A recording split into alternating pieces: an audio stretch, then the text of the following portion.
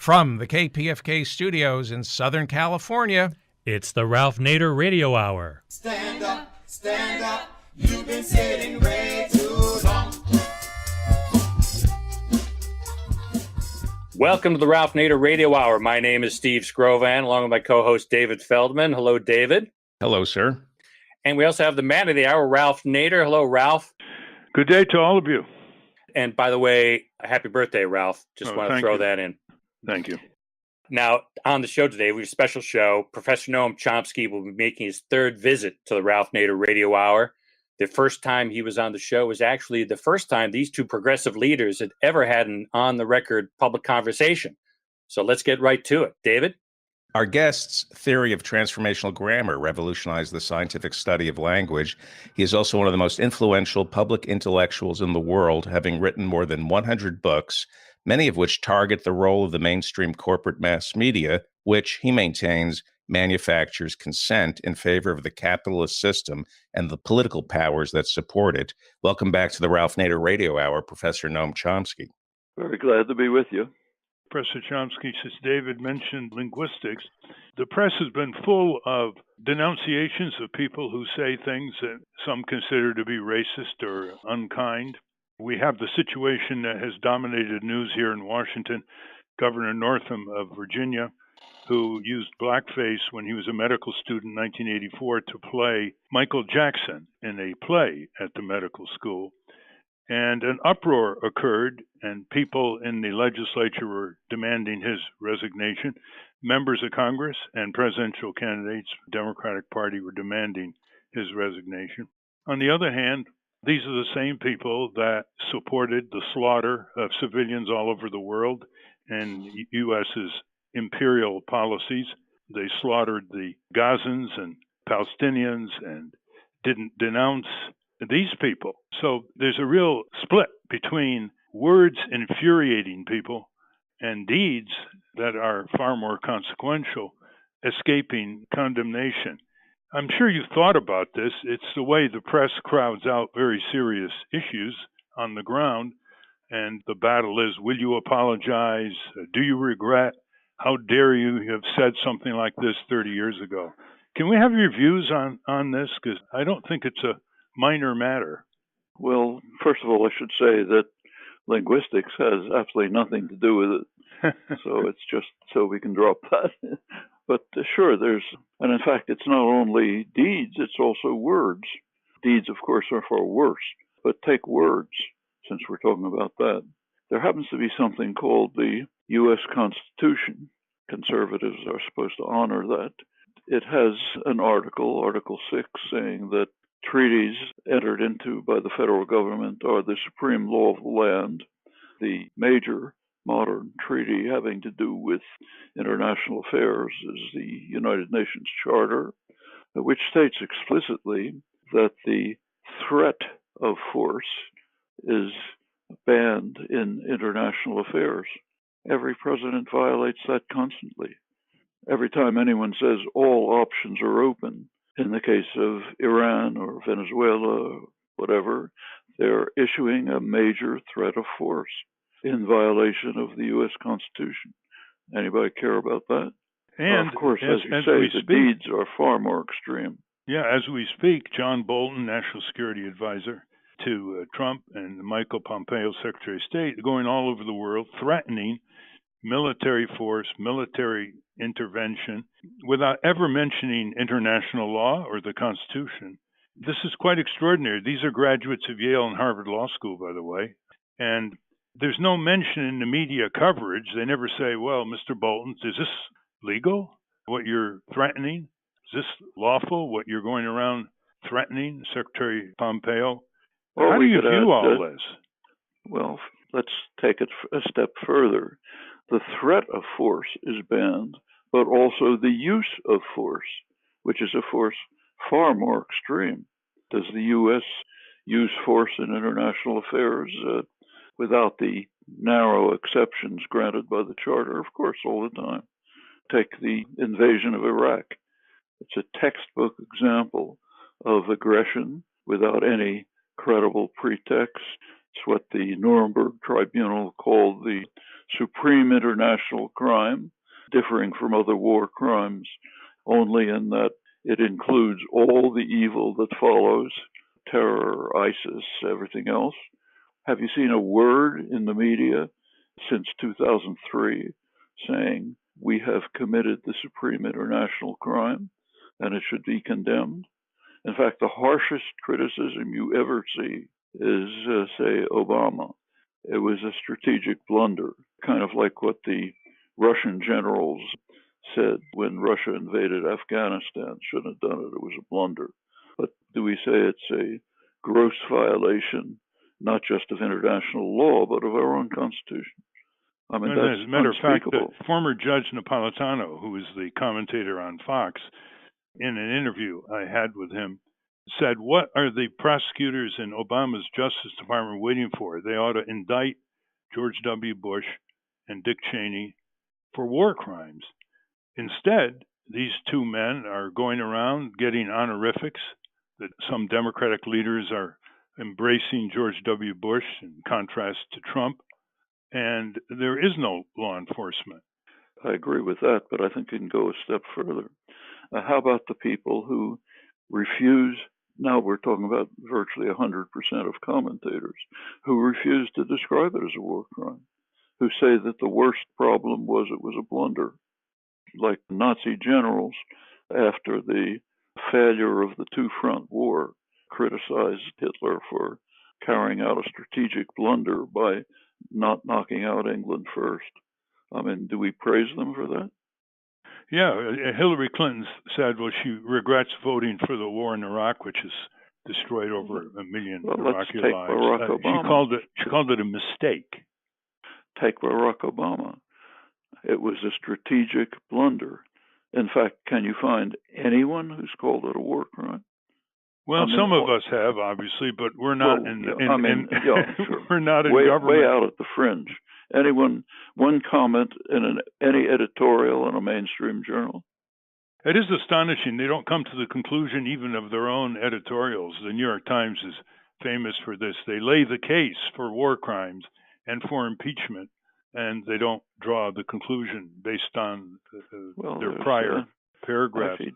I think Orwell had the right insight into this in his introduction to Animal Farm, which was not published. It was found years later in his unpublished archives.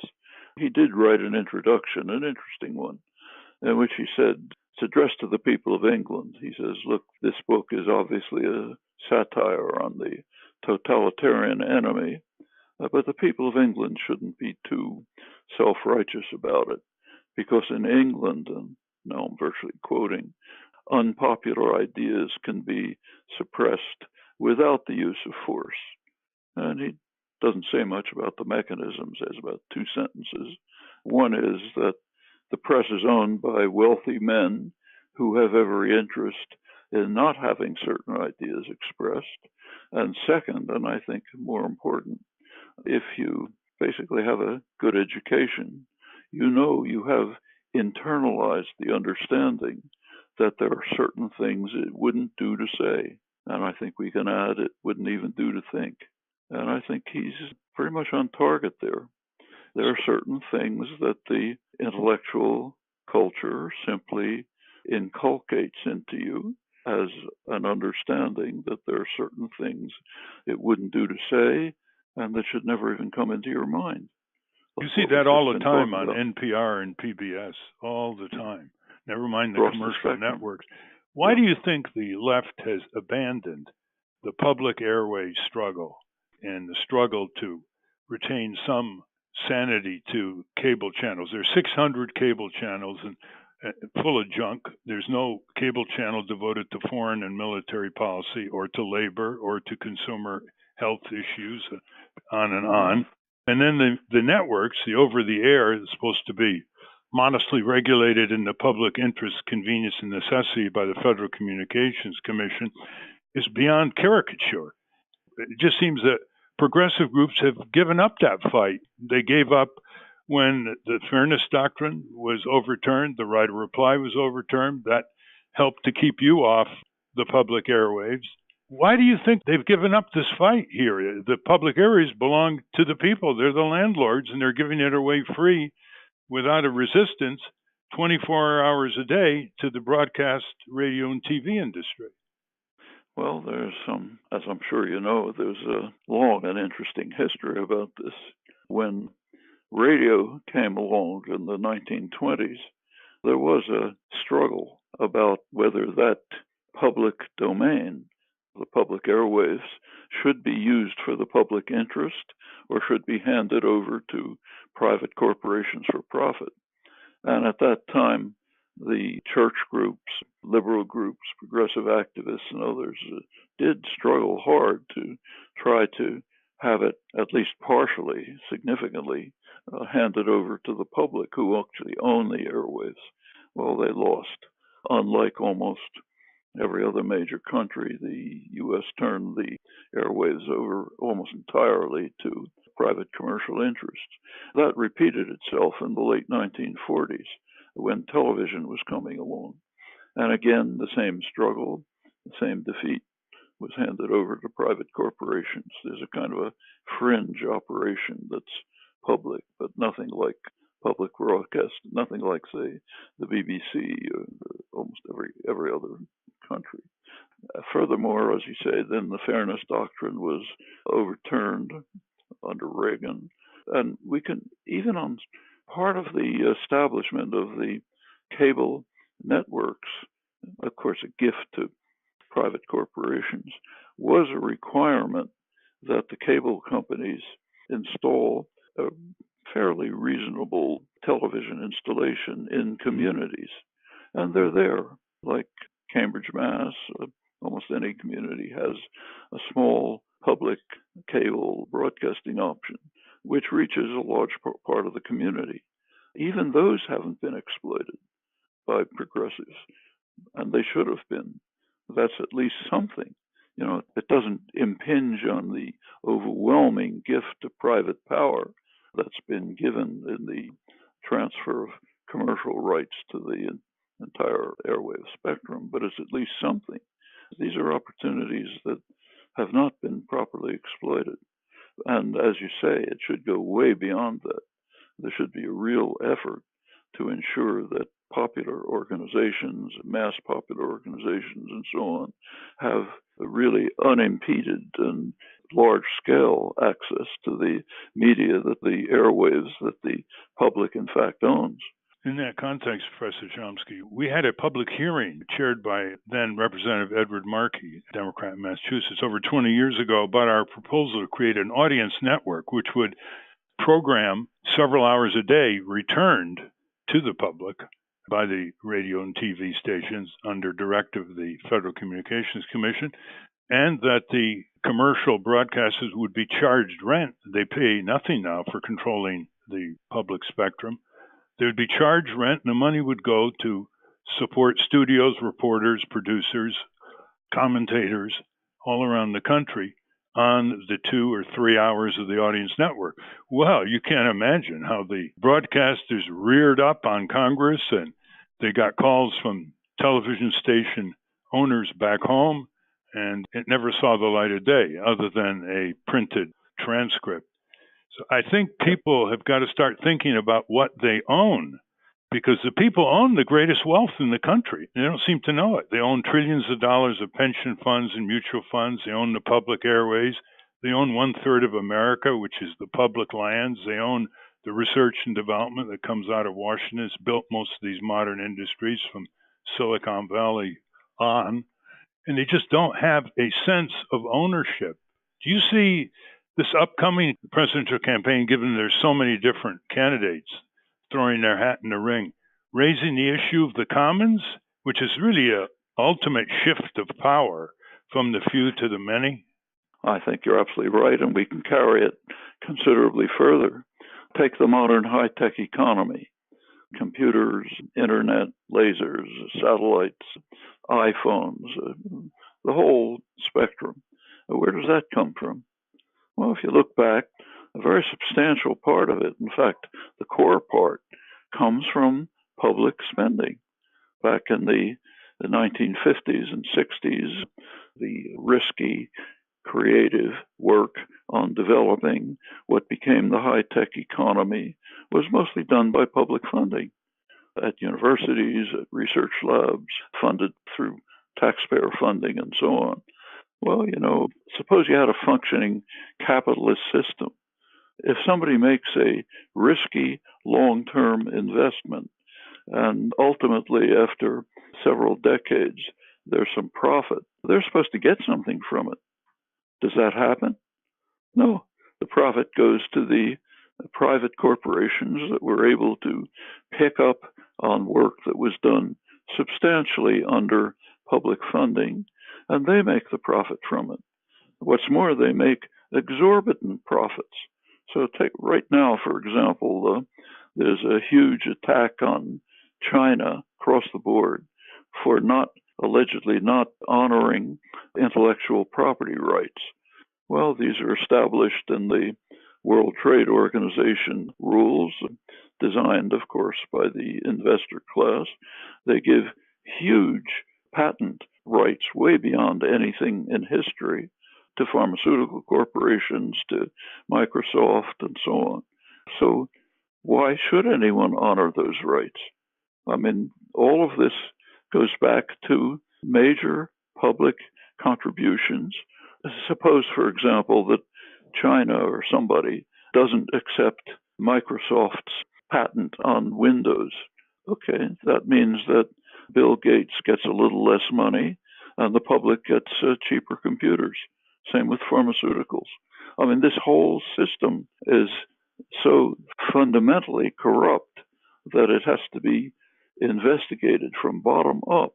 I should mention another aspect of the transfer of radio and television to private hands. It has a big impact on the political system, quite a big impact. Say, take television. As soon as television came along, it offered an opportunity for candidates to reach a large public through television, but you have to pay for that. So it's one of the factors that led to a situation in which our political system is based on essentially bought elections. It didn't begin then, but it took a quantum leap forward at that point. It meant that you needed enormous amounts of money to run a political campaign. Well, where do you get that enormous amount of money from? Corporate wealth, private wealth. We end up with a situation in which you can predict the outcome of an election with Congress or president with remarkable precision simply by looking at campaign spending. There's excellent work on this primarily by political scientist Thomas Ferguson. And although, as his work shows, it goes far back, it did take a major leap forward simply with the transfer of television rights into private hands, meaning that to run a campaign is very costly. Of course, this has been expedited by the decisions of the most reactionary Supreme Court in living memory, but simply this one element that you bring up of the transfer of the public airwaves to private hands happens not only has a range of malicious consequences, but one of them is the simple undermining of the political system. These things should be part of general discourse, understanding, activism, and significant change. I'm still waiting for a mass rally around a two-story television station somewhere in America just before evening news making these kinds of demands. Because now people like Rush Limbaugh and Sean Hannity can attack a political candidate, and that candidate has no more right of reply, which they had before the late 1980s and before it was reversed, and the same for the fairness doctrine. That's why someone like Rush can promote nuclear power, and the other side has no right to go on the station and give the downside of nuclear power. One thing about your writings, Professor Chomsky, is you don't just deal with discriminatory injustice. You deal with non-discriminatory injustice that affects everybody. So let's turn to the climate disruption, climate catastrophe. I don't like the word climate change, it's too benign. And refer to a comment you made, which was, quote, in a couple of generations, organized human society may not survive, end quote. And of course, leading the race toward omnicide are these giant corporations refusing to convert to renewable energy and energy efficiency, and they want to push more fossil fuels and more nuclear plants. Something very positive happened the other day down at the Senate office building. I don't know if you were aware, but there's a new group of youngsters that's called the Sunrise Movement. Sunrise Movement, yeah. It's just 9, 10, 11-year-olds. Margaret Mead, the anthropologist, told me on more than one occasion she thought youngsters could really have an effect because of their moral authority, their innocence, and the fact that they're going to inherit the country and the world. In a way, they confronted Senator Feinstein outside her office and asked her a number of questions, and it was a very patronizing put down by the senator. She didn't really know how to handle 9-year-old questions any more than Ronald Reagan did. They tend to be direct, they tend to be uncensored, and politicians are not used to it. They're used to professional reporters with marbles in their mouth. I think that a mobilization of pre-teenage youngsters who really get it, and they know what the fundamental questions are, and they don't abide political rhetoric and evasive responses, could really begin to mobilize at the level that's necessary. Youngsters would tell their parents, why aren't you using your seatbelt? Youngsters would tell in the past to their parents, why are you smoking? How long are you going to be around if you don't stop? What do you think of that? Because we're all looking for ways to elevate the level of urgency, which is simply not coming close to the kind of description you're portraying around the globe. Yeah. Well, actually, what that session with the children and Senator Feinstein was quite revealing. They kept trying to point out to her, look, we're the ones who are going to be impacted by the disaster that you're helping to create. And the slow reformist steps of the kind you're advocating simply aren't commensurate at all with the scale of the problem. These kids were making that point very forcefully, and she basically had no answer. Now, the Sunrise Movement has done pretty remarkable things. This is mostly young kids. They're the ones who have a major responsibility for putting the Green New Deal on the public agenda. That's a pretty remarkable change. A couple of years ago, this was unheard of.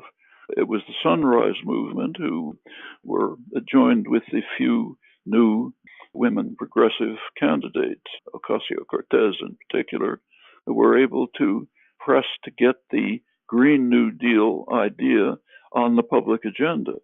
Of course, it's mocked, it's ridiculed, even Nancy Pelosi dismissed it, but it's there, and it's getting support, maybe not in the precise, detailed form that was proposed, but something like it, which is a very significant first step towards trying to address this crisis.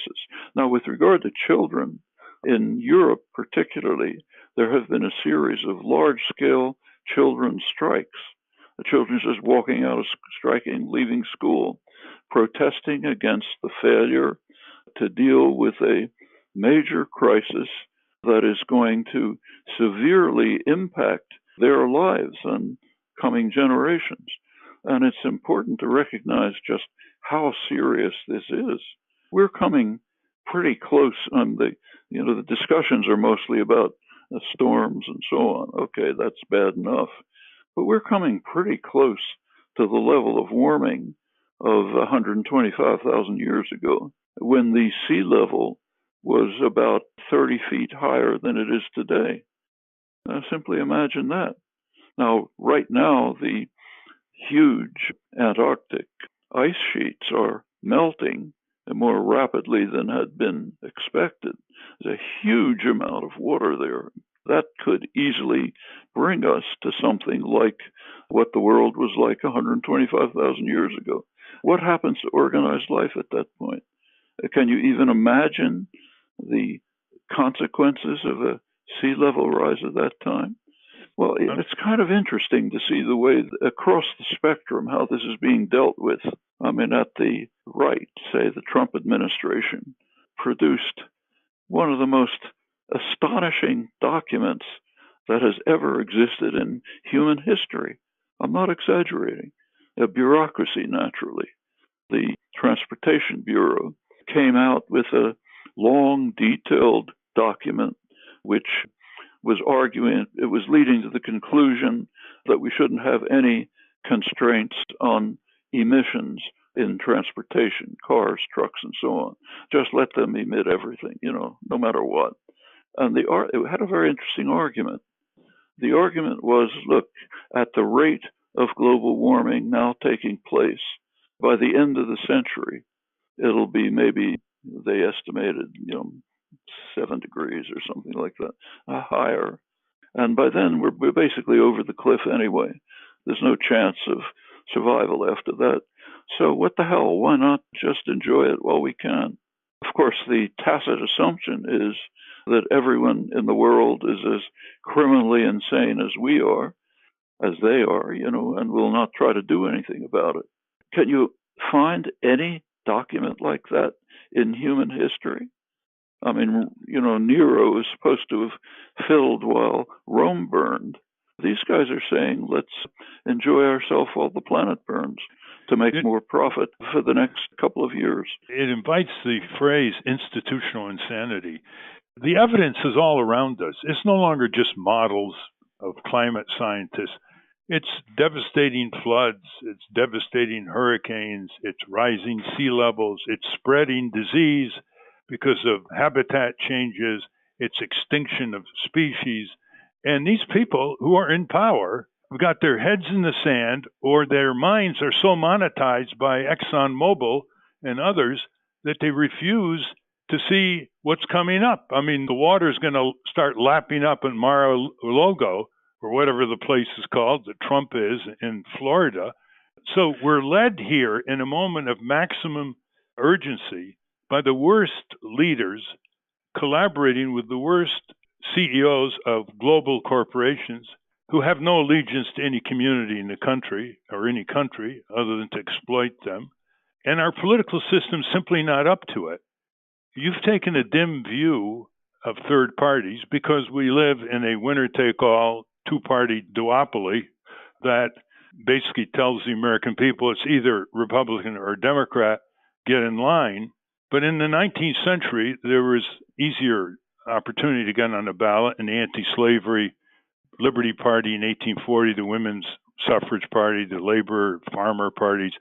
They never won an election, but they pushed one or two of the major parties in that direction. The same is true for progressive taxation, Medicare, Social Security. That was Norman Thomas, Socialist Party, Eugene Debs, the Labor Party.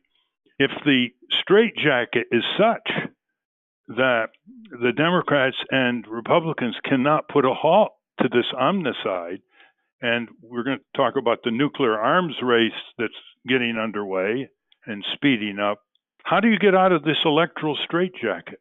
Well, I think we have to think about the time scales involved. I mean, we're facing urgent problems, too urgent to await a radical transformation of the political and economic system. So let's take, for example, some concrete cases. Take the J.P. Morgan Chase, biggest bank. The CEO, Jamie Dimon, I'm sure knows about everything we're talking about concerning the devastating impact of global warming.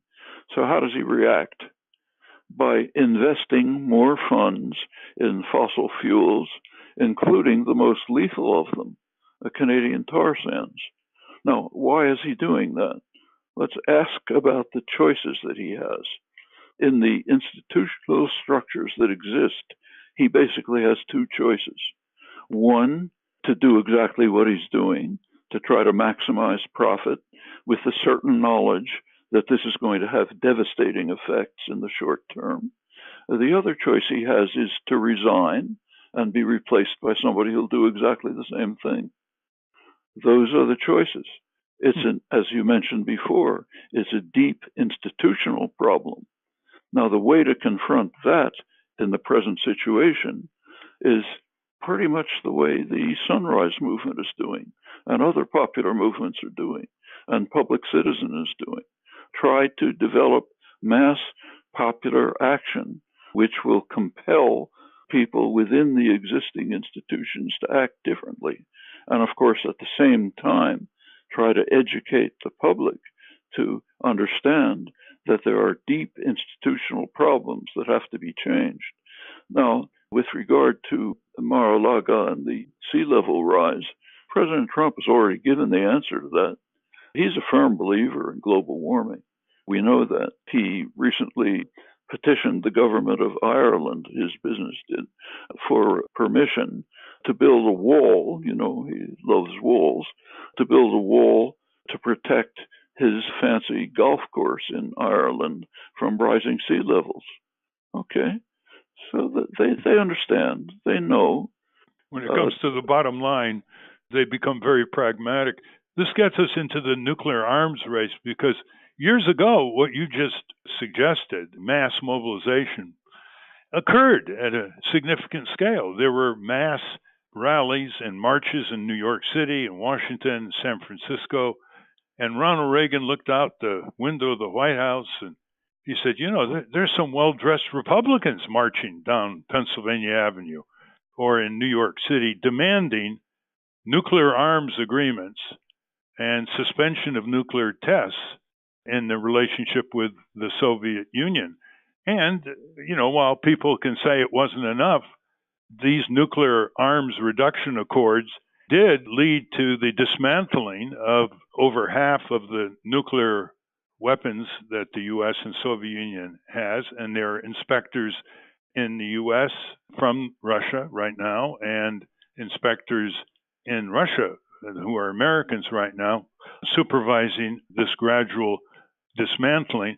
But at the same time, the Trumpsters, the Boltons and Pompeos, are pushing to scrap these accords, not to renew the START treaty, and to get out of the INF, which Trump has done. I don't know whether you're familiar with Professor Ted Postol, emeritus of MIT, but he's just come out with a major article in the Bulletin of Atomic Scientists saying that both the U.S. and Russia have violated this intermediate nuclear treaty. It isn't true that Trump and others say that the U.S. has not violated it. And this and other things can unleash another massive nuclear arms race, which is another wing of the omnicidal trends on this tormented planet. What's your view of this? Well, I think what you say is extremely important.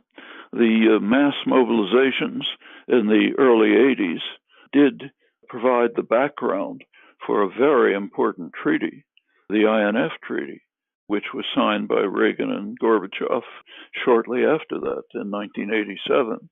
Now, that was of critical importance because what was happening at that time was that the United States was installing Pershing II missiles in Western Europe, which nuclear-tipped missiles, which have about a 5 to 10 minute flight time to Moscow, meaning devastating first strike can happen before anyone even notices it. Now, this was in response to the Russians developing similar missiles which could hit Western Europe. Okay. Now, there were enormous protests in Europe. There were these massive protests here that you mentioned, and it did lead to the INF Treaty, which eliminated a major threat of nuclear war, total nuclear war. And we have to understand that nobody survives a nuclear war. It's been clear for decades that a first strike, because of its consequences, including nuclear winter, would probably destroy the attacker along with everyone else. These are just unthinkable prospects. The INF Treaty did sharply reduce the danger of war. There are 3 such treaties, major treaties. The first one is the ABM Treaty, Anti-Ballistic Missile Treaty, which barred ABM systems. Now, they sound defensive, But every strategic analyst knows that they're basically first strike weapons. No imaginable ABM system would ever stop a first strike. Conceivably, it might stop a weak retaliatory strike, though people like Postal deny even that. But that's at most what it could do, which means essentially it's a threat of first strike. The ABM treaty the U.S. withdrew from the ABM treaty under W. Bush, 2002. Now the U.S. is withdrawing from the INF treaty. And as you mentioned, Trump and Bolton are indicating that they would probably withdraw from the third, the New START treaty. That's the treaty that did lead to the sharp reduction of nuclear weapons on both sides. This is, beyond words. I mean, anyone who's taken the trouble to look at the record of the nuclear age becomes quickly aware that it's almost a miracle that we've survived. There's case after case, literally hundreds of examples that we know, where we came pretty close to having a nuclear war, sometimes stopped within minutes by human intervention. Some of it is highly adventurous actions of political leaders, but most of it is just accident. The systems, the detection systems just consistently fail.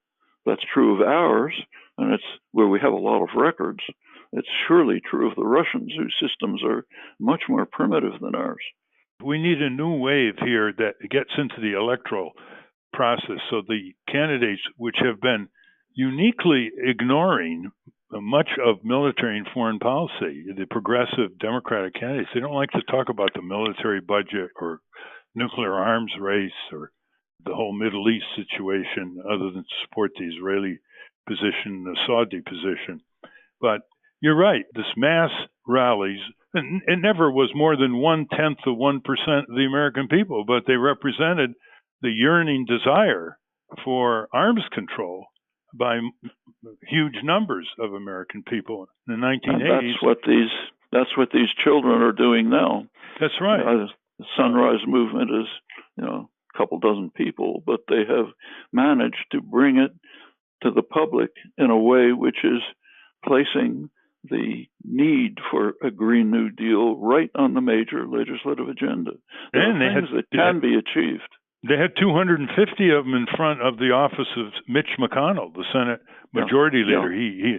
He was not there, of course, to talk with them. But let's talk about, in the concluding time we have available, we're talking with Professor Noam Chomsky, which everybody listening to this program knows. His many books, his stand-up positions, that facts matter. You've written a lot about the Middle East. What's going on now is that dissent, both within the Democratic Party and what's left of the Republican Party, on the U.S.-Israeli position in the Middle East and the role of the oil industry and so on. It's just being stifled. People on Capitol Hill now are scared to criticize the secular government of Israel because they'll be accused of anti-Semitism. Two new members, Tlaib and Omar, were denounced by Pelosi and Steny Hoyer and other leaders of the Democratic Party in the House because one of them mentioned whose interests should be focused on in the Israeli-U.S. relationship, and the other said something about AIPAC money affecting decisions in the House, dozens of small AIPACs around the country who contribute to campaigns. And then they were denounced as anti-Semites by people like Pelosi and Hoyer, who again and again, by word, by deed, by supporting funding and military weapons, backed the slaughter of Palestinians, especially in Gaza, and hundreds of children. So this is crazy what's going on. I want to tell our listeners that you wrote this book with the eminent Israeli historian Ilan Pappé.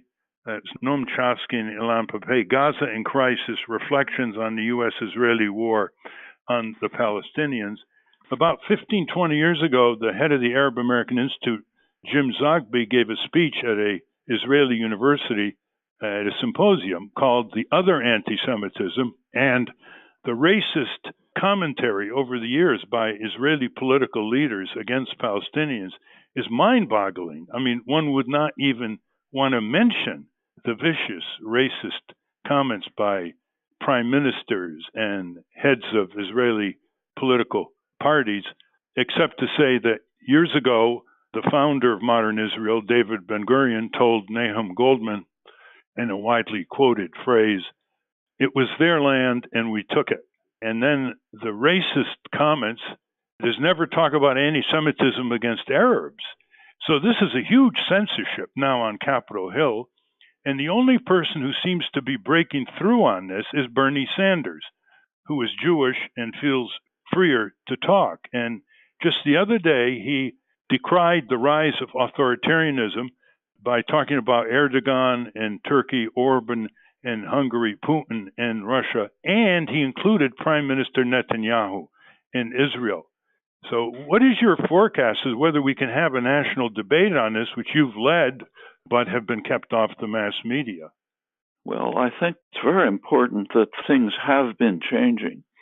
You don't see it in Congress yet, except for tiny cases like those you mentioned, but it's happening among the population very significantly, including the Jewish population. We saw one striking example just a couple of days ago. The latest move of the Netanyahu government as to Netanyahu himself is facing an election on serious corruption charges, and he's reaching out to wherever he can. He just introduced into his coalition a group which is the inheritor of the infamous Rabbi Kahana, who kind of an openly racist virtual neo-Nazi who was banned from the Israeli political system back in the 1980s because of his extremist racist policies.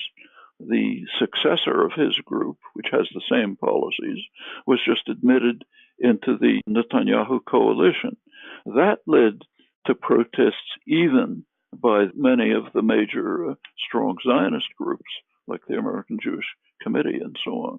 The Israeli government is moving so far to the right, not only including their practices with regard to the occupied territories, that it's come to be alienating much of the moderately liberal, including Jewish population. Right now, among Democrats, people who identify as Democrats actually indicate more sympathy for the Palestinians than for Israel. That's a massive change. The main support for Israeli policies now in the United States is Christian evangelicals and who are deeply anti-Semitic themselves in a profound way, which we could talk about, and the right wing and some rich Jewish donors, Adelson and the rest. And this is happening all over the world. The Gaza situation has been instrumental. And I've been giving talks on these issues for 50 years, until fairly recently at university campuses, including my own, in fact. I literally had to have police protection. Police would even accompany me back to my car afterwards. Meetings were held under airport security, investigating people's handbags when they walked in. Meetings were disrupted and broken up. Right in Boston, the most liberal city in the country. That changed dramatically. And one of the things that changed it, you can almost time it, was the Israeli operations in Gaza. Operation Cast Lead was so vicious and brutal that although kind of Obama glossed over it, a lot of the public didn't. And that's continued. Now, the situation in Gaza now is literally catastrophic. I mean, international monitors predict that within a couple of years, Gaza will literally be uninhabitable. About 95% of the water is polluted. People are living essentially caged. I've been there. It's like being in a prison. The sewage plants, power plants have been repeatedly bombed, often destroyed by Israeli bombing. People are not allowed to fish more than a few kilometers offshore in polluted waters. The main lifeline for Gaza, which has sort of kept people alive barely, is UNRWA, the UN Relief and Works Agency. The Trump administration has just cut off funding for them. The situation is really desperate. While people here are not, may not know all the details, there's enough that's seeping through to arouse considerable opposition. Meanwhile, in the West Bank, almost daily, some atrocity takes place by settlers or by the Israeli army. It doesn't get reported here most of the time, but the general picture you can see as the illegal settlements expand. Now, I think, although it has not as yet had an impact on Congress, sooner or later it will. And sooner or later, there'll be recognition that our arms sales to Israel are illegal under U.S. law. There is a U.S. law called the Lay Law, Patrick Lay, which bans arms sales to any military units that are involved in systematic human rights abuses. Well, the record of human rights abuses by the Israeli army is just overwhelming, which means that the military aid is basically illegal. Sooner or later, there'll be recognition of that. We'll see some changes when the peace groups can persuade a congressional committee to have the first hearing in over 60 years represented by the Israeli peace movement, which includes former generals, former heads of national security, and the Israeli FBI, who have turned against Netanyahu and favor a viable two-state solution. There hasn't been in the Senate and House Foreign Relations Committees any movement on that direction, but that, as you suggest, that would be the next breakthrough. In the few minutes we have left, Professor Chomsky, can we talk about Venezuela in a different kind of way? We know that Trump wants to overthrow the Maduro government. We know what Bolton and Pompeo are doing. We know what Pence is doing in the Colombian border. We know the history of intervention in South America by the U.S. We know the books by people like Smedley Butler, Wars of Racket, how he was represented the National Bank in New York and Cuba and the oil companies elsewhere. But what is very troubling is that people who are really progressive, who spend a lot of time in Venezuela, have basically said that the Chavez-Maduro regime has given the left a terrible reputation, that the cronyism, the corruption, the colossal mismanagement of Chavez and Maduro have been so deep that you can't simply write it off as a consequence of foreign intervention. I'd just like to read very briefly a comment by someone who's been there for years, and you'll see where he's coming from. He says, quote, Chavez nationalized companies and left them to ruin and looting. He destroyed thousands of small farmers in favor of Brazilian factory chicken and meat. He imported black beans from China. And consider for a moment all of his meddling and squandering of cash. Early in his presidency, his criminal negligence directly cost at least 10,000 lives of poor people and amply forewarned landslides on the coast because he wanted the population to stay put and vote in an election. This is an eyewitness account. What he and Maduro have done is to serve the country up to the neoliberal elite that will once again rule when Trump, Bolton, and Abrams are long gone. Venezuelans have endured so much pain for so long, with 10 times the murder rate, total stagnation, abrupt decline in hospital infrastructure before and especially during 2000 to the present, that they will be forced to accept as saviors the foreign oil mining and timber companies so long rubbing their hands over Venezuela's riches, not to mention IMF-style austerity measures that will seem like a picnic next to Maduro's madness. This is a diabolical result we can anticipate for one of the most beautiful and wealthy countries on earth, end quote. And also, he went to talk about the sweetheart deals that Chavez and Maduro have developed with Chevron and other U.S. and foreign oil companies in Venezuela. What do you think of this commentary? Well, it would take a good bit of time to go through it sentence by sentence and take it apart. But there's a few comments that we can begin with. For one thing, there were plenty of problems during the Chavez years, but on the other hand, poverty was very sharply reduced, educational opportunities were greatly expanded, There are regular polls taken of Latin American countries by the major Latin American polling agency, Latino Barometro. It's in Chile, not at all sympathetic to Chavez. Take a look at their polls through the Chavez years. Venezuela ranked right at the top, along with Uruguay, in popular support for democracy and popular support for the government. There was a reason for that. There was election after election, a referendum after referendum, carefully monitored. The Carter Monitoring Foundation, among others, determined that the Venezuelan elections were among the most free in the world. Okay, that's a record of how the population felt, and there were reasons for it. There were serious errors. Actually, I've been criticizing for years. One was failure to change the colonial economy.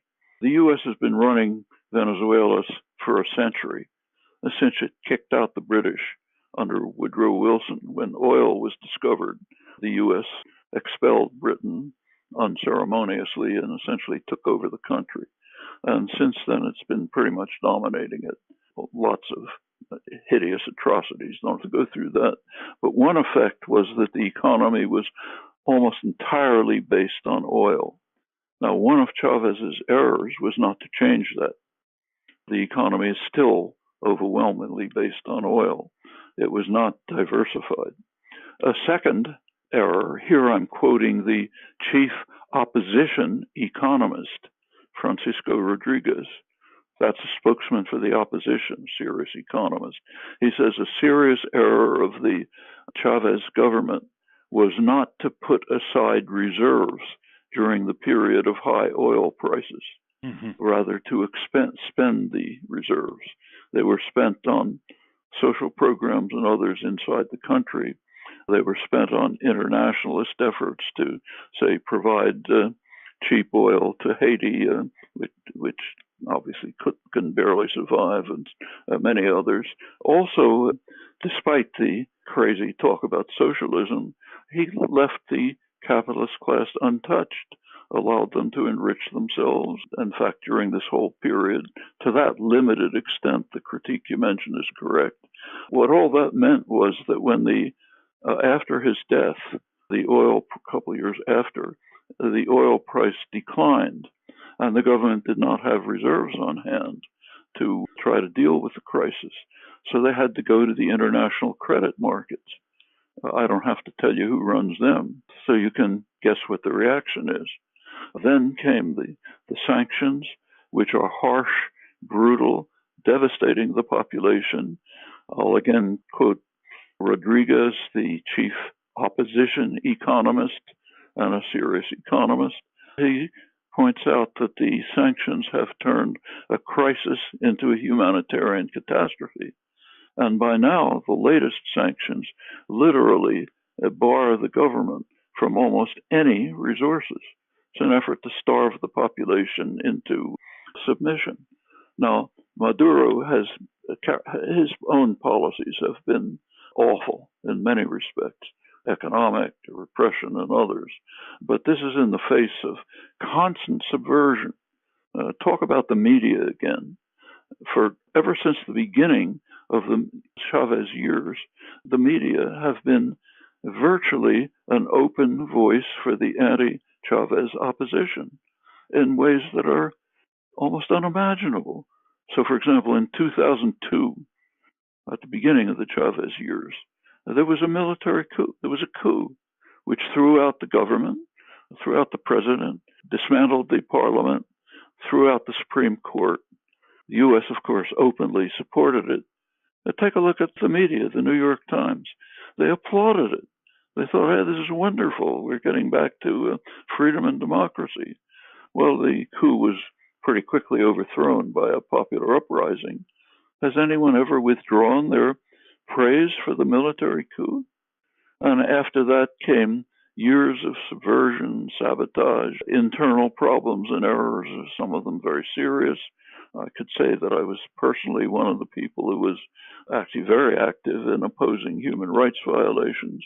But to disregard the achievements of those years and the popular support for them in not only in the polls but in election, a fair election after election. That's ridiculous. And it shows and by now the media barely even pretend to be covering the situation. Their opposition, the New York Times, the Washington Post, it's true of the European major media, they're simply journals for the opposition. That's what they describe. There's a lot to be said. There's no time here to go into the full details, but it's a really atrocious situation. And what is happening, as you mentioned, is a soft coup, a stranglehold, which will lead to somehow the overthrow of the government and a return of Venezuela to the kinds of circumstances that you see in the other U.S.-run countries of the region. You want to look at atrocities, crimes, and so on. Simply look at the countries that the U.S. has maintained, where it's maintained control. The Central American countries, Colombia, which is the most dangerous country in the world for union activists and human rights activists. And it has been during, again, there's just no time to go through the details. Yeah. Thank you very much for the discussion. You always say to be continued, but yours a voice of towering intellect and reason and factual rendition, which is rare today in public discourse. And we hope to see you more on the mass media to reach more people. Thanks very much, Noam. Glad to be with you. We've been speaking with Noam Chomsky. We will link to his work at ralphnaderradiohour.com. I want to thank our guest again, Professor Noam Chomsky. For those of you listening on the radio, that's our show. For you podcast listeners, stay tuned for some bonus material we call the wrap-up, where we pick up on this Sunrise Movement viral video, and Ralph comments not only on that, but on some of the adult reaction on the cable news shows. Join us next week on the Ralph Nader Radio Hour when we speak to Dar Jamal, author of End of Ice, and Ray Metcalf, author of The Bribery Stops Here. Thank you very much, Ralph. Thank you, everybody. And people are ordering the rap book 5 at a time. And I have a proposal. Anybody who orders 10 for a discussion in their living room, I'll do a Squawk Box discussion with them for 20 minutes. Hi, this is Jimmy Lee Wirt, producer of the Ralph Nader Radio Hour. Welcome to the wrap-up, where Steve plays for Ralph the confrontation the young people of the Sunrise Movement had in Senator Dianne Feinstein's office as they deconstruct the reaction of the commentators on Meet the Press. Now, Ralph, I wanted to pick up on something that you talked to Professor Chomsky about in terms of that video that went viral from the Sunrise Movement when they confronted Senator Dianne Feinstein in her office. And I'm just going to play a little bit of that for our audience and get your comments. Then I want to talk about the commentary that I heard on Meet the Press the following Sunday that had me yelling at the TV so much I actually scared my wife. So here's a little sample of that video for those who are not familiar with it. We are trying to ask you to vote yes on the Green New Deal. Okay, I'll tell you what. We have our own Green New Deal. Some scientists have said that we have 12 years to turn this around. Well, it's not going to get turned around in 10 years. What we can do, Senator, if this doesn't get turned around in 10 years, you're looking at the faces of the people who are going to be living with these consequences. The government is supposed to be for the people and by the people and all for the people. You know what's interesting about this group is I've been doing this for 30 years. I know what I'm doing. You come in here and you say it has to be my way or the highway. I don't respond to that. I've gotten elected. I just ran. I was elected by almost 1 million vote plurality. And I know what I'm doing.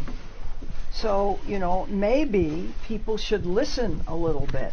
I hear what you're saying, but we're the people who voted you. You're supposed to listen to us. That's your How old are you? job. How old I'm are you? 16. I Well, can't you didn't vote for me. Well, I'm 24. It doesn't matter. We're the ones who's going to be impacted. Something. It doesn't matter. We're going to be the ones who are impacted.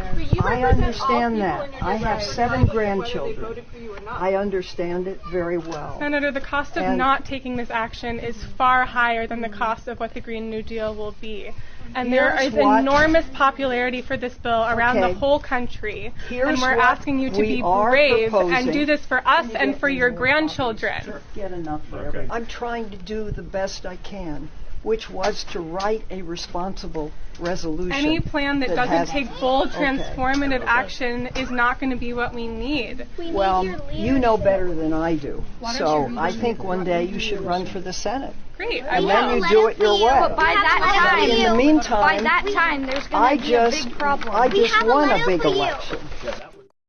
She violated almost every rule of how to speak to young children, and she proved her point again and again. That she's tone deaf, she's full of herself politically. She brandished the 30 years experience language, and of course it's 30 years of ignoring the need for a transforming shift to renewables and energy efficiency from fossil fuels and nuclear. She has supported the fossil fuel industry, and she has taken money from the fossil fuel industry for her campaign. So she basically was more than patronizing. She demonstrated to these young people how much more vigorous they have to be and how much more focused they have to be to replace the ancient regime of indentured corporatist politicians like Dianne Feinstein. And here's the thing that had me cursing at the TV, which was the following Sunday on Meet the Press on NBC. But the supposed real enemy of the people, according to Trump. And it's Chuck Todd. He's introducing the video. And this is what Chuck Todd said. I think a lot of people look at a lot of that, Andrea, and think, boy, she could have been more less tone deaf in how to talk to the kids. And who are the adults that are using kids to practice politics? The whole thing was uncomfortable. Very uncomfortable. And let me just say, I think, first of all, she is a leader on this subject. So why didn't they go after someone who's against climate change? She has legislation. She's saying, I don't want to sign on to the new Green Deal because it's aspirational. It's not legislation. I'm working on something that's real.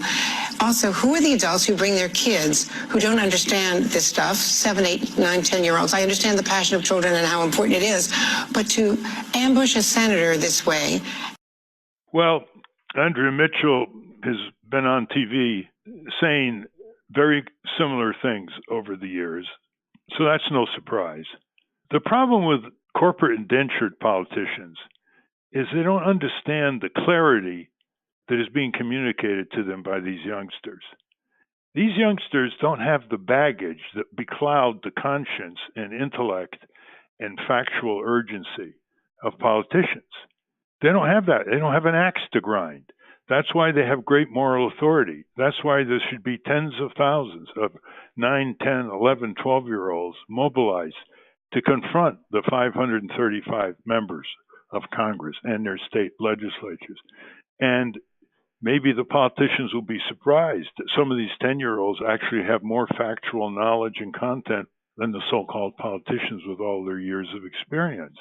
It's just amazing to see the lack of the elderly politicians' sensitivity to these youngsters. They don't even have a sense of an arm around the shoulder. They don't even have a sense of conveying wisdom. They get up on their hind horse and become very defensive and start saying, well, maybe when you run for the Senate, you can do it your way. There's no doubt that Senator Feinstein recognizes the climate crisis, and she's not a denier. But over the years, she has not ruffled many feathers in the omnicidal saturation of the planet with greenhouse gases by the fossil fuel industry. And she wasn't a leader in opposing nuclear power. The nuclear power plants in California were being shut down and are being shut down in spite of the senator from California. This is a relatively recent phenomenon, David and Steve. In the old days, when politicians were confronted by youngsters like this, they assumed a more wise heir. They assumed a more grandfatherly or grandmotherly heir, so to speak. They didn't get so defensive. It's all part of this generation gap. I think our generation has spent too little time with the younger generation. And I'm not just talking about millennials. I'm talking about kids in grade school. And by the same token, because of the iPhone and all the screen time, children today have spent less time with adults, including their own parents, than any generation in human history. And we're seeing the results of that. I'm going to play one more short clip. It takes it to a different problem that I have, which is the condescension and the idea that children should not be concerned with politics. This was another person, Meet the Press. He's a Republican political strategist named Al Cardenas. And this is what he said. I mean, I can't agree more that we need to focus on climate change. I just, as a father of 5 children, would have very much resented anybody in the school pounding my kids with propaganda, either left or right, as to any political issue. Teach them civility, teach them the art of listening, teach them the art of developing but not stand in front of an elected official and I yell agree at with the. Can you imagine any anti-democratic statement that we've heard from these people on the Sunday corporate indentured news shows that have pretty much fungible people coming on, the same people, the same topics, whether it's ABC, CBS, NBC, CNN, or Fox? That's what happens when people like Chuck Todd don't have a program where they bring these children on. Why not a panel of 10, 11, 12-year-olds to express their sentiments? They might be surprised at how much they know factually, how much they know in terms of their responsibility, how much they can tell people who are 5 times older than them that they are going to suffer the results of an overheated planet far more than people who are not going to be on the planet that many years. There needs to be a jolt here. This idea is, how dare they speak uncivilly? I didn't see any swearing words. Did you, Steve? I didn't see any No, it was profanity. completely civil, and there was no yelling. Yeah. Basically, these are, at best, guilt-ridden people on the mass media. They know that they've looked the other way too long. They know that they've been wined and dined by the corporatists too long. They know that their bread and butter is not on the side of the people. They know they want to be invited back by NBC or CBS, so they can't make too many waves. And they camouflage it by saying, how dare these uppity 10-year-olds challenge these political representatives? Yeah, the whole idea that they both Andrea Mitchell and this guy Cardenas, go to the fact that there are adults supposedly using these children and filling their minds with, God forbid, political thought. That was just so offensive to me. Well, it's even worse than that, Steve. My experience is the best questions asked politicians are asked by 10-year-olds or 11-year-olds. You remember the one when a 10-year-old asked Ronald Reagan about air pollution? And he said, well, most of air pollution comes from trees. Well, you see, that would never be a question asked by a White House reporter. If you had 10 and 11-year-olds in the White House press corps and the seasoned reporters took a week or 2 off and didn't show up, the press briefings would be much more exciting, much more relevant, much more truthful, and the president would never come into the press briefing room. I love that idea. That's a fantastic idea. The Parkland students prove that with Rubio. Exactly. At that town hall. Yeah. The 10-year-olds are at the peak of their idealism, but teenagers can challenge politicians very directly, especially after the harrowing experience down there. And they just cut right through the BS that these politicians have been using year after year successfully to circumvent the inhibited professional press corps from getting at the truth. Yeah. Well, thanks, Ralph, for commenting on that. That had really enervated me this weekend because I thought that my son sent me that video and I was very impressed with it and very impressed with the self-possession and the knowledge that the children showed, supported by some older people. But the reaction to it by my generation, our generation, was just infuriating to me. So thanks for commenting on that.